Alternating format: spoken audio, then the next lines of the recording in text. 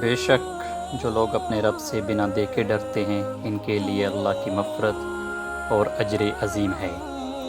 تم اپنی بات آہستہ کہو یا بلند آواز سے، اس سے کوئی فرق نہیں پڑتا۔ بے شک وہ خوب جاننے والا ہے جو کچھ تمہارے سینوں میں ہے۔ نادانوں کیا وہ نہیں جانتا بندوں کے احوال کو؟ جس نے انہیں پیدا کیا ہے وہ بڑا غفور و رحیم ہے، وہ ہر چیز سے باخبر ہے۔ اللہ تعالیٰ سے ڈرنے والوں کو دو انعاموں سے نوازا جائے گا۔ ایک تو یہ کہ اگر بشری کمزوری کے باعث ان سے کوئی گناہ سرزد ہو جائے تو اللہ تعالیٰ اسے بخش دیتا ہے، اور نیک اعمال انہوں نے جو کیے ہیں ان پر انہیں اجر عظیم عطا فرماتا ہے۔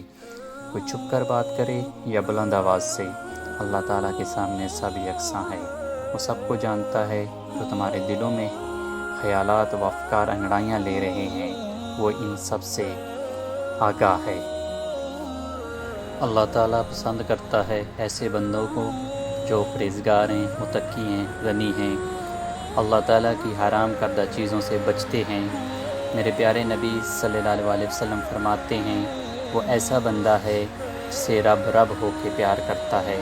اپنی زندگی گزارو، تقوی کے نور سے زندگی گزارو، خلق خدا کو بانٹتے ہوئے بسر کرو، اور جو اللہ نے دیا ہے تم کو بانٹ دو اللہ کی رضا کی خاطر۔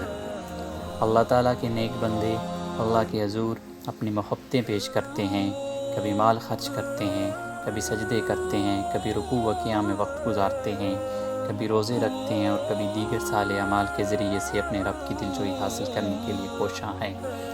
یہ وہ لوگ ہیں جب وہ عمل کر رہے ہوتے ہیں تو ان کے دل تھر تھر کانپ رہے ہوتے ہیں کہ پتہ نہیں مالک یہ عمل قبول ہوا ہے کہ نہیں۔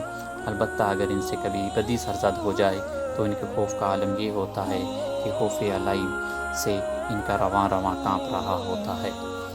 حضرت سیدنا عبداللہ ابن مسعود رضی اللہ تعالیٰ عنہ فرماتے ہیں کہ اگر مومن گناہ کر لیتا ہے تو اس کی کیفیت ایسی ہوتی ہے جیسے پہاڑ کے نیچے آ گیا ہے، اور آخر میں یا اللہ ہم پناہ چاہتے ہیں ایسی بیماری سے جو ہمیں بے بس، لاچار اور دوسروں کا محتاج کر دے، ہمیں صرف اور صرف اپنا محتاج رکھنا، آمین یا رب العالمین۔